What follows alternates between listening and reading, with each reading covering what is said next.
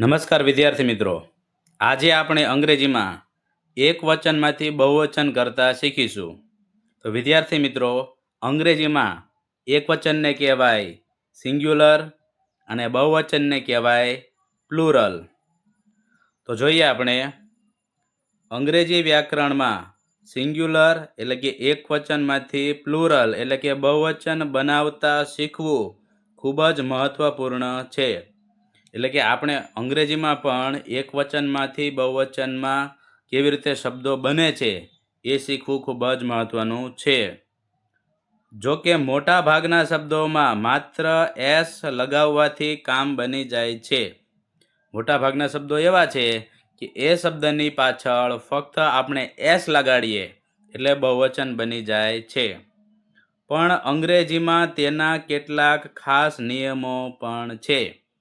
એટલે કે બધા શબ્દો એવા નથી કે તમે ફક્ત પાછળ એસ લગાડો એટલે બહુવચન બની જ જાય છે. અંગ્રેજીમાં એક વચનમાંથી બહુવચનમાં ફેરવવો હોય કોઈ શબ્દને તો એના કેટલાક ખાસ નિયમો છે અને એ બધા જ નિયમોનો આજે આપણે અભ્યાસ કરવાનો છે, પછી પ્રેક્ટિસ પણ કરવાની છે. તો અહીં બહુવચન બનાવવાના મુખ્ય નિયમોની વિગતવાર સમજૂતી છે. એટલે આપણે આ બધા નિયમો જે છે કે આપણે એક વચનમાંથી બહુવચનમાં ફેરવવો હોય કોઈ શબ્દને તો કયા નિયમોને ધ્યાનમાં રાખવા, એ બધા નિયમોની આપણે વિગતવાર સમજૂતી મેળવવાના છીએ. જોઈએ આપણે નિયમ નંબર 1, સામાન્ય નિયમ એસ ઉમેરવો. અત્યારે આપણે જોઈ ગયા એ જ નિયમ છે કે મોટા ભાગના નામના અંતે માત્ર એસ લગાવવાથી તે બહુવચન બને છે. મોટા ભાગના નામ એવા છે કે એક વચનમાંથી બહુવચન કરવું હોય તો પાછળ એસ લગાવો એટલે એક વચનમાંથી બહુવચન બની જાય છે. અહીંયા ઉદાહરણ પણ આપેલા છે. બોય આપેલું છે તો પાછળ એસ લગાડો એટલે એક વચનમાંથી બહુવચન. પેન આપેલું છે, પાછળ એસ લગાડો એટલે બહુવચન બની જાય. એપલ આપેલું છે, પાછળ એસ લગાડો એટલે બહુવચન બની જાય. વધુ કેટલાક ઉદાહરણ જોઈએ તો ડોગ આપેલું હોય DOG ડોગ, હવે એનું બહુવચન કરવું હોય તો પાછળ એસ લગાડો એટલે DOGS. એટલે આ સામાન્ય નિયમ છે કે પાછળ એસ લગાડો એટલે બહુવચન બની જાય છે. આ થયો આપણો પહેલો નિયમ. હવે આપણે જોઈએ બીજો નિયમ, ES ક્યારે લગાવવો. તો અમુક શબ્દો એવા છે કે શબ્દોની પાછળ આપણે ES લગાવશું એટલે એક વચનમાંથી બહુવચન થઈ જશે. બધા શબ્દોની પાછળ એસ લગાડો એટલે બહુવચન ન થઈ જાય. અમુક શબ્દો એવા છે કે જેની પાછળ આપણે ES લગાડીએ એટલે બહુવચન બની જશે. તો એના માટે શું ધ્યાનમાં રાખવાનું છે? તો જો શબ્દના અંતે S, double S, SH, CH, X અથવા ઝેડ આવતો હોય તો બહુવચન કરવા માટે ES ઉમેરવામાં આવે છે. એટલે આપણને જે શબ્દ આપેલો હોય એક વચનમાં એ શબ્દની પાછળ એસ આવતો હોય, ડબલ એસ આવતો હોય, SH આવતો હોય, CH હોય, X હોય કે પછી ઝેડ હોય તો આપણે એનું બહુવચન કરવું હોય તો કાંઈ કરવાનું નથી, પાછળ ES લગાડવાનું છે. જેમ કે અહીંયા આપણને ઉદાહરણ આપેલા છે, બસ આપેલું છે તો બસ આપણે જોઈને લખવાનું અને પછી ES લખવાનો. હવે અહીંયા આપણે ES શું કામ લખ્યો? તો પાછળ એસ આપેલો છે. એસ આપેલો છે એટલે ES લખવું પડે.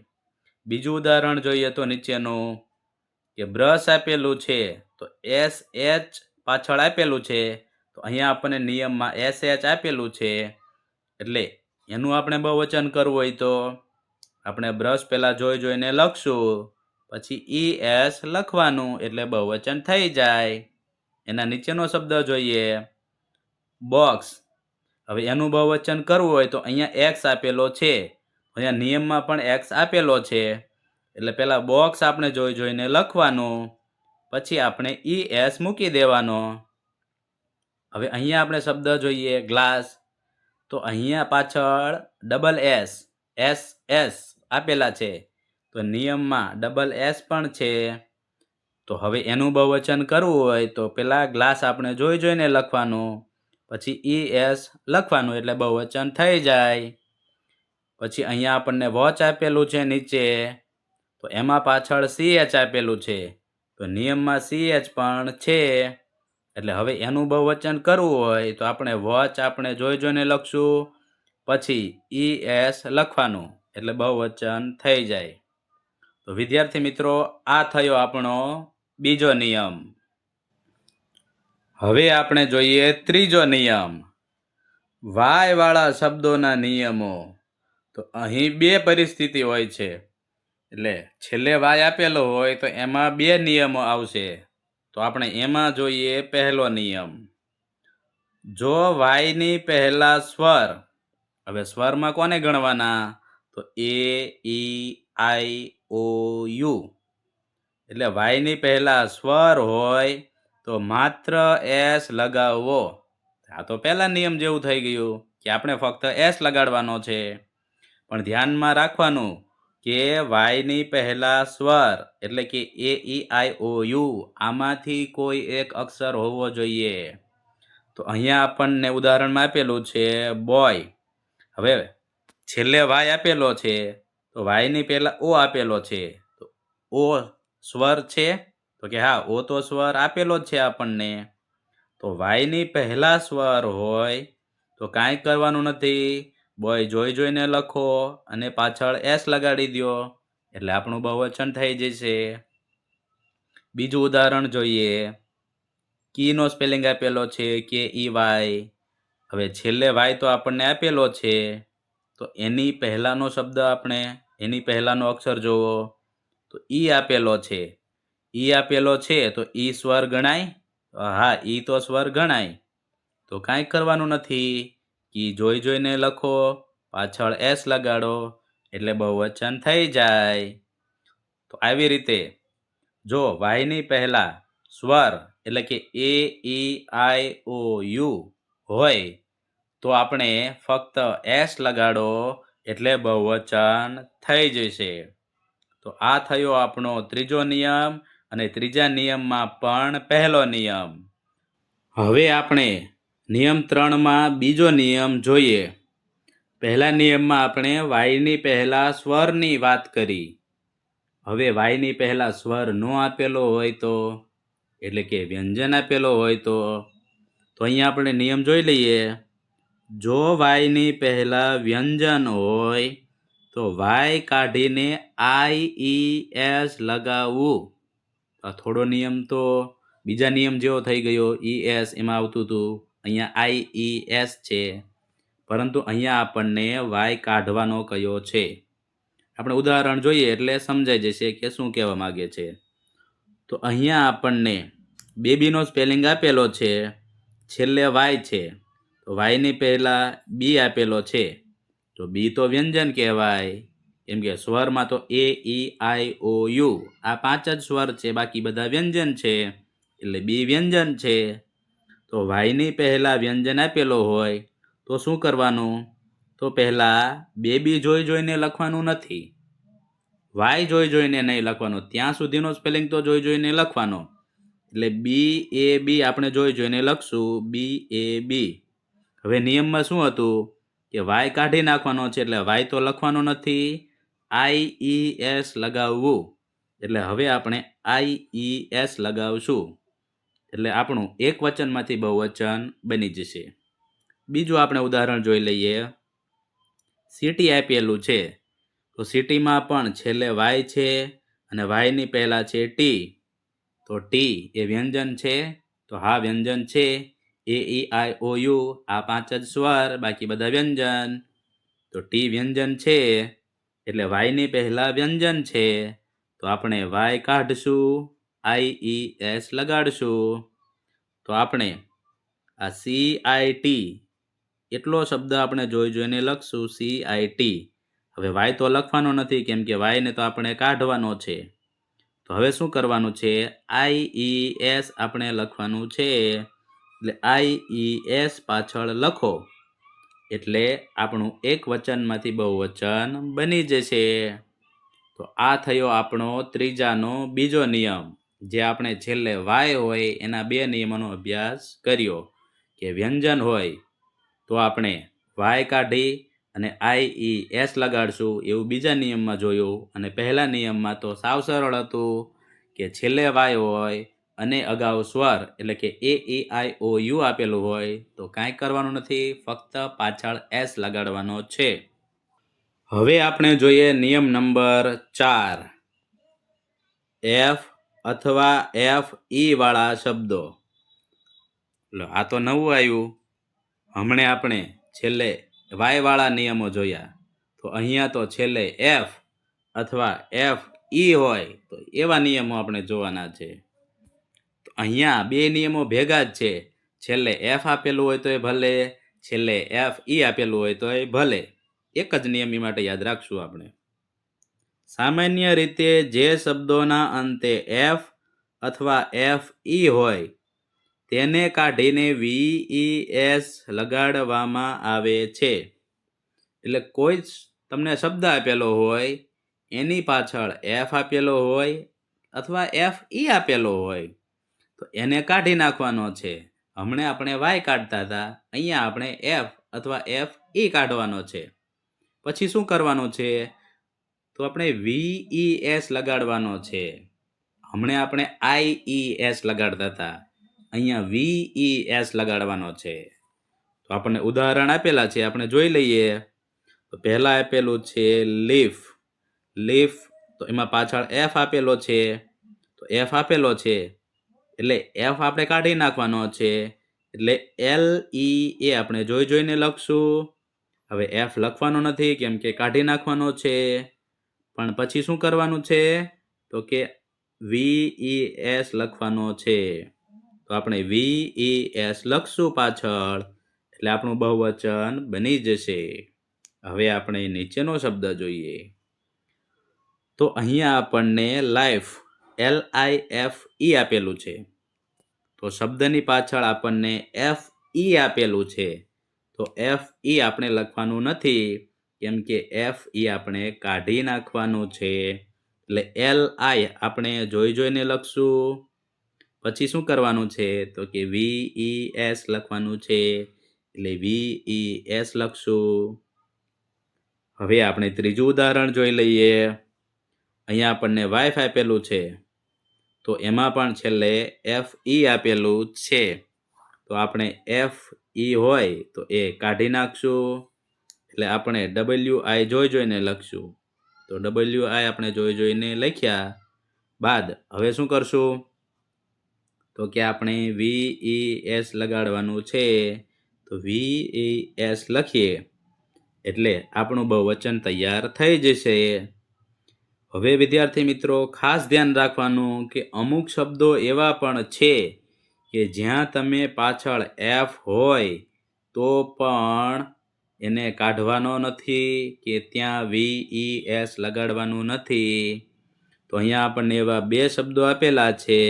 રૂફ આપેલું છે કે જ્યાં પાછળ F છે તેમ છતાં ત્યાં F કાઢીને VES લગાડવાનું નથી, પરંતુ ફક્ત S લગાડવાનો છે એટલે બહુવચન થઈ જશે. પછી બીજો શબ્દ આપણને ચીફ આપેલો છે, જ્યાં પણ છેલ્લે F છે તેમ છતાં F કાઢીને VES લગાડવાનું નથી, ફક્ત S લગાડવાનો છે. એટલે વિદ્યાર્થી મિત્રો ઘણા એવા શબ્દો પણ છે જે અપવાદરૂપ કહેવાય કે જ્યાં નિયમ કામ ન કરતો હોય, તો એવા શબ્દોને આપણે પાકા કરવા પડશે અથવા થોડું ધ્યાન રાખવું પડશે કે એવા શબ્દોનું બહુવચન કરીએ ત્યારે થોડું ધ્યાન રાખીને બહુવચન કરશું કે જેથી આપણો જવાબ ખોટો ના પડે. તો આ થયો આપણો નિયમ નંબર 4. હવે આપણે જોઈએ 5મો નિયમ, અનિયમિત બહુવચન. તો એ કેવા બહુવચન છે? તો કેટલાક શબ્દો કોઈ નિયમ પાળતા નથી, તેમનો આખો સ્પેલિંગ બદલાઈ જાય છે. એટલે અમુક શબ્દો એવા છે કે જે કોઈ નિયમને પાળતા જ નથી, કે જેને કોઈ નિયમ લાગુ જ નથી પડતો. અમુક માણસો પણ એવા હોય છે કે જે કોઈનું માનતા નથી. તો અહીંયા આ શબ્દો એવા છે કે એ કોઈ નિયમનું માનતા નથી, એટલે એના માટે તો કોઈ નિયમ લાગુ પડશે જ નહીં. તો શું કરવાનું? એ તો આપણે યાદ જ રાખવું પડશે કે આવા એક વચનનું બહુવચન કેવી રીતે થશે. કેમ કે આ તો કોઈ નિયમનું માનતા નથી, અમુક માણસો જેવા છે. તો હવે આપણે જોઈ લઈએ તો અહીંયા MAN આપેલું છે. તો હવે એનું આપણે બહુવચન કરીએ તો MEN કરવાનું. પછી અહીંયા આપણને વુમન આપ્યું છે, તો એમાં MAN છે એટલે એનું MEN કરશું એટલે એનું બહુવચન થઈ જશે.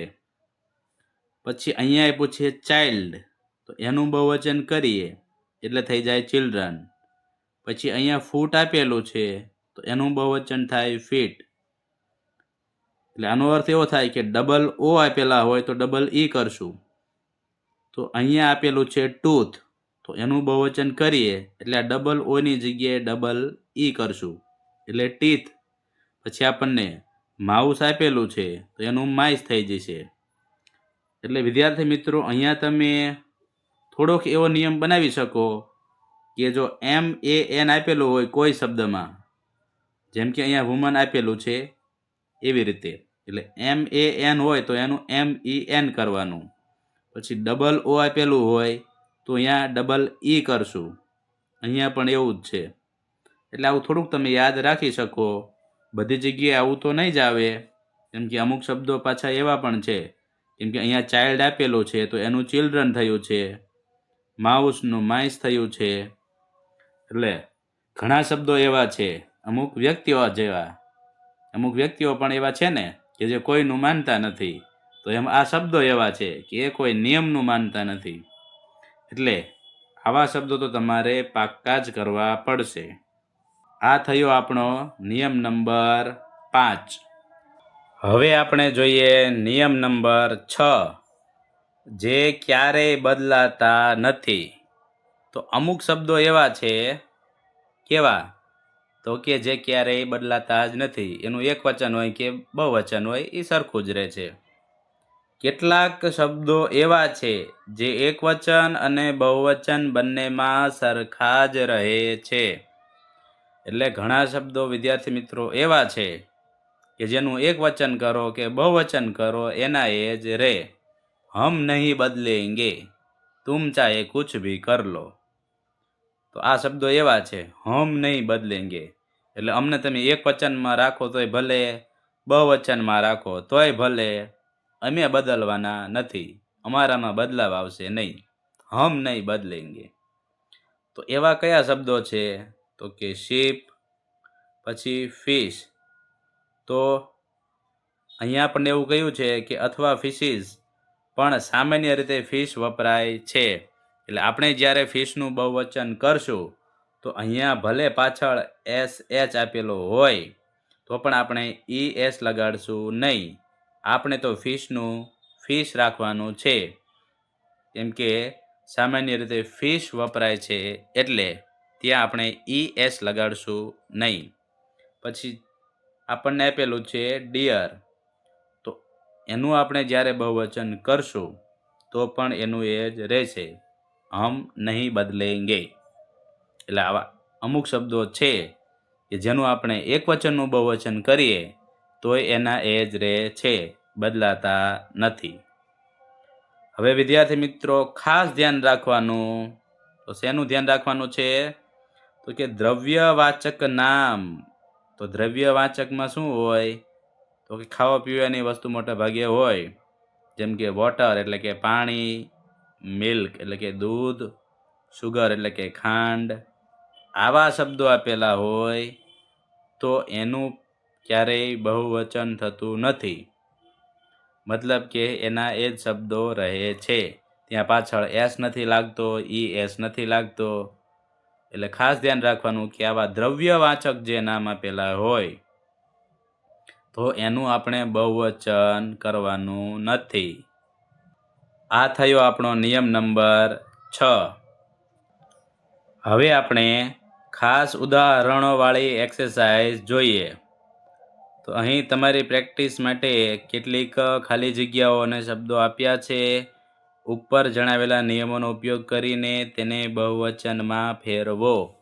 તો આપણે કેટલીક ખાલી જગ્યાઓ આપી છે, તો ઉપર જે આપણે નિયમો શીખી ગયા છે એ નિયમોનો ઉપયોગ કરીને આપણે એમાં બહુવચન મૂકવાના છીએ. હવે આપણે કેટલીક ખાલી જગ્યાઓનો અભ્યાસ કરીએ. તો સૂચના વાંચી લઈએ. કૌંસમાં આપેલા શબ્દનું સાચું બહુવચન ખાલી જગ્યામાં લખો. તો અહીંયા આપણને એક વાક્ય આપેલું છે, કૌંસમાં એક વચન આપેલું છે, આપણે એનું બહુવચન કરીને ખાલી જગ્યામાં લખવાનું છે. તો અહીંયા આપણે વાક્ય વાંચી લઈએ. પહેલું, ધેર આર મેની, પછી ખાલી જગ્યા આપેલી છે ઇન ધ પાર્ક, અને કૌંસમાં આપેલું છે ચાઇલ્ડ એટલે કે બાળક. તો હવે આપણે ખાલી જગ્યામાં ચાઇલ્ડનું બહુવચન લખવાનું છે. તો ચાઇલ્ડનું બહુવચન શું થાય? તો આ તો આપણે યાદ રાખવું પડે, કેમ કે આમાં તો કોઈ નિયમ આવતા નથી. એટલે ચાઇલ્ડનું બહુવચન થાય ચિલ્ડ્રન. તો ચિલ્ડ્રન લખવાનું કેવી રીતે? તો CHILDREN,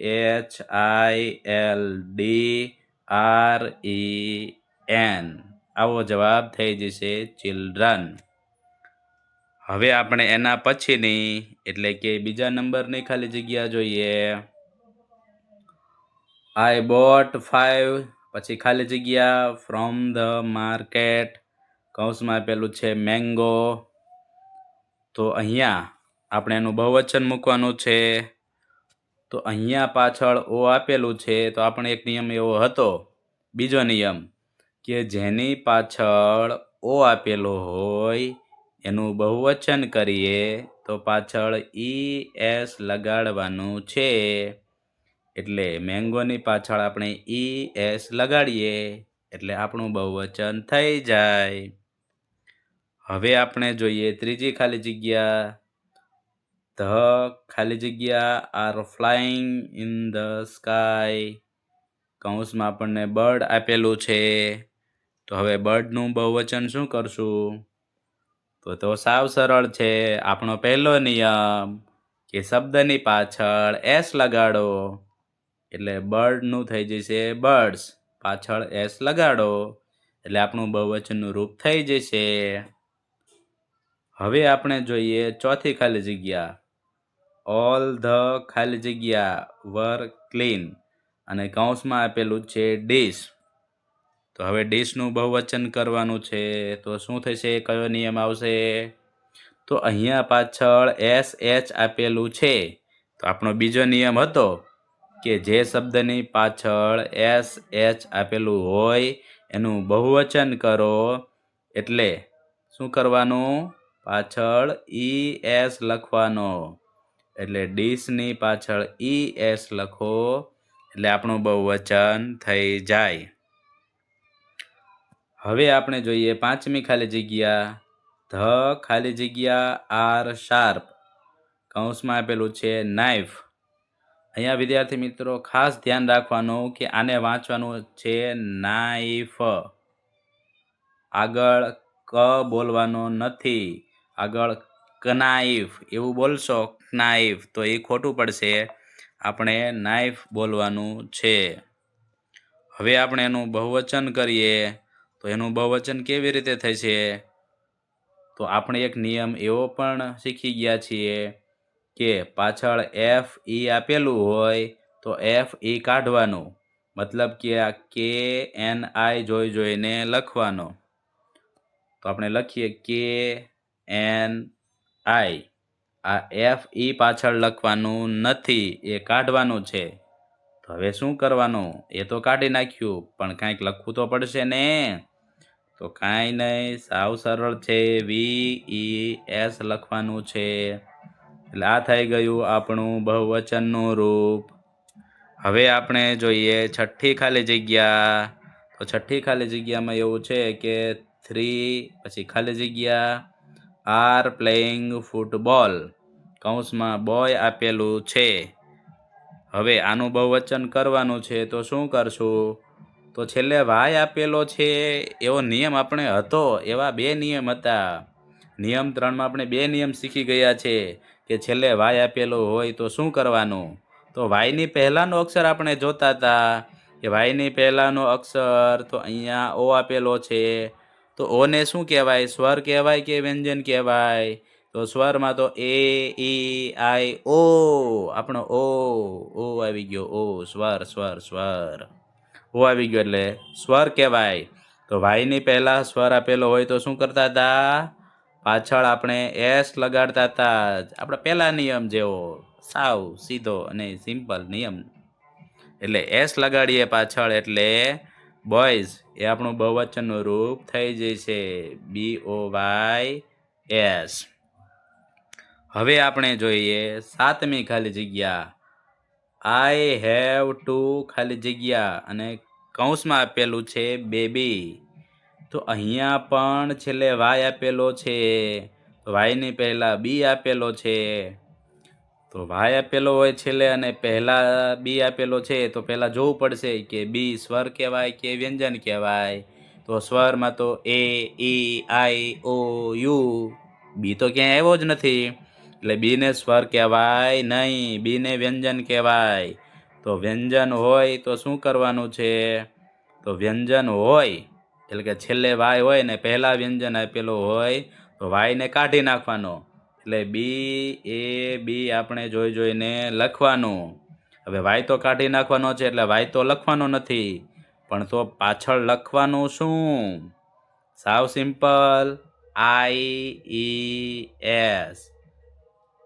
IES પાછળ લખો એટલે આપણું બહુવચનનું રૂપ થઈ જશે.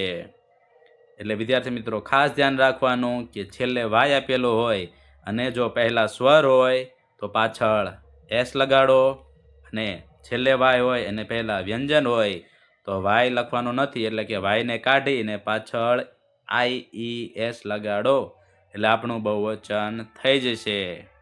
તો આ હતી આપણી 7 ખાલી જગ્યાઓ. નીચેના શબ્દોનું બહુવચન શું થશે? વિચારો કે કયો નિયમ લાગુ પડે છે. વિદ્યાર્થી મિત્રો અહીંયા આપણને 5 શબ્દો આપેલા છે. આપણે એનું બહુવચન કરવાનું છે. તો હવે આપણે જોવાનું છે કે કયો નિયમ લાગુ પડશે. તો અહીંયા આપણને પહેલો શબ્દ આપેલો છે સ્ટોરી. હવે છેલ્લે વાય આપેલો છે તો આપણે જોવાનું કે વાયની પહેલાં સ્વર છે કે વ્યંજન છે. તો વાયની પહેલાં આર આપેલો છે તો આરને આપણે સ્વરમાં ગણશું કે વ્યંજનમાં? તો એ ઈ આઈ ઓ યુ આ 5 સ્વર છે, એમાં આર આવ્યો નથી, મતલબ કે આર તો વ્યંજન છે. તો હવે વ્યંજન પછી વાય હોય તો શું કરવાનું? તો વાય કાઢી નાખવાનો અને વાયની જગ્યાએ IES કરવાનો છે. એટલે આ STOR ત્યાં સુધીનું આપણે જોઈને લખવાનું. STOR પછી શું કરવાનું? તો કે વાય તો લખવાનો નથી, વાય કાઢી નાખવાનો છે અને એની જગ્યાએ લખશું IES. હવે આપણે બીજો શબ્દ જોઈએ ટેક્સ. હવે એનું બહુવચન કરવાનું છે. તો અહીંયા પાછળ આપણને એક્સ આપેલો છે, તો જે શબ્દની પાછળ એક્સ આપેલો હોય એનું બહુવચન કરીએ તો પાછળ ES લાગે. તો અહીંયા આપણે એનું બહુવચન કરશું એટલે TAX. એ તો આપણે જોઈને લખશું, પરંતુ ES પાછળ લગાડશું કેમ કે અહીંયા આપણને પાછળ એક્સ આપેલો છે એટલે. હવે આપણને ત્રીજો શબ્દ આપેલો છે જૂ. તો જૂનું બહુવચન જ્યારે આપણે કરશું તો અહીંયા ભલે ઓ આપેલો હોય તો પણ અહીંયા ES લખવાનું નથી. કેમ? તો કે જ્યારે પાછળ 2 સ્વર આપેલા હોય તો એનું બહુવચન કરતી વખતે ફક્ત એસ લગાડવાનો. એટલે જૂનું બહુવચન જ્યારે લખશું ત્યારે જૂ પહેલાં મૂળ શબ્દ લખશું, પછી એસ લખશું. એટલે આ વાતનું ધ્યાન રાખવાનું કે જો છેલ્લે 2 સ્વર આપેલા હોય તો આપણે એસ લગાડવાનો. પછી આપણને માઉસ આપેલું છે તો એનું બહુવચન કરીએ તો ત્યાં તો કોઈ નિયમ લાગુ પડતો નથી, એટલે માઉસનું બહુવચન થાય માઇસ, MICE. હવે આપણે પાંચમા શબ્દનું બહુવચન કરીએ હાફ. હવે અહીંયા છેલ્લે આપણને F આપેલો છે, તો છેલ્લે F વાળો નિયમ આપણે શીખી ગયા છીએ કે છેલ્લે F અથવા FE આપેલો હોય તો આપણે F અથવા FE ને કાઢી નાખવાનો અને એની જગ્યાએ VES લખવાનું. એટલે આ HAL આપણે જોઈને લખશું HAL. પછી આ F આપણે લખવાનો નથી, એની જગ્યાએ VES આ લખશું એટલે આપણું બહુવચન થઈ જશે. હવે આપણે બધા નિયમોનું રિવિઝન કરી લઈએ. તો પહેલો નિયમ એવો હતો કે ફક્ત S ઉમેરવાનો, જેમ કે પેન એનું પેન્સ, બુકનું બુક્સ. બીજો નિયમ એવો હતો કે જો શબ્દના અંતે S, SS, SH, CH, X, Z હોય તો ES ઉમેરવાનું, જેમ કે બસનું બસીસ, બોક્સનું બોક્સીસ. પછી ત્રીજા નિયમમાં બે નિયમ હતા. એટલે ત્રીજાનો એ નિયમ એવો હતો કે જો અંતે Y હોય અને તેની આગળ વ્યંજન હોય તો આપણે Y કાઢવાનો અને એની જગ્યાએ IES લખવાનું. જેમ કે અહીંયા સિટી આપેલું છે તો CIT લખવાનો, પછી Y લખવાનું નથી, એની જગ્યાએ IES લખવાનું.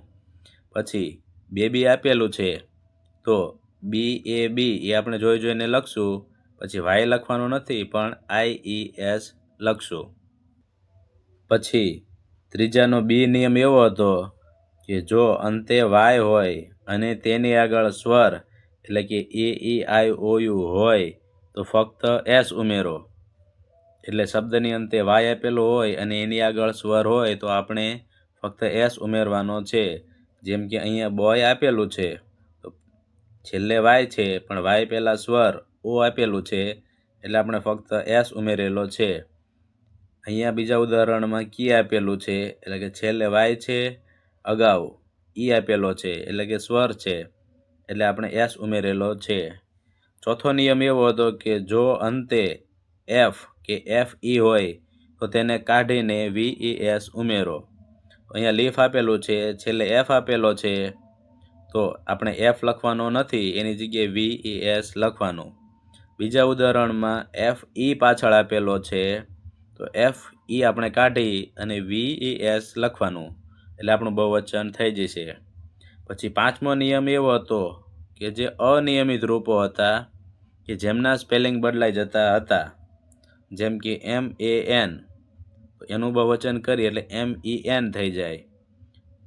પછી બીજું ઉદાહરણ છે ચાઇલ્ડ, ભાઈ એનું બહુવચન કરીએ તો ચિલ્ડ્રન થઈ જાય, કે જ્યાં કોઈ નિયમો હતા નહીં પણ રૂપ બદલાઈ જતા હતા. પછી છઠ્ઠો નિયમ એવો હતો કે જેમાં કોઈ ફેરફાર હતો નહીં, બંને રૂપ સરખા જ રહેતા, જેમ કે શીપ તો શીપ, ડિયર તો ડિયર. એક વચન હોય કે બહુવચન હોય સ્પેલિંગ સરખો જ રહે એવો નિયમ હતો.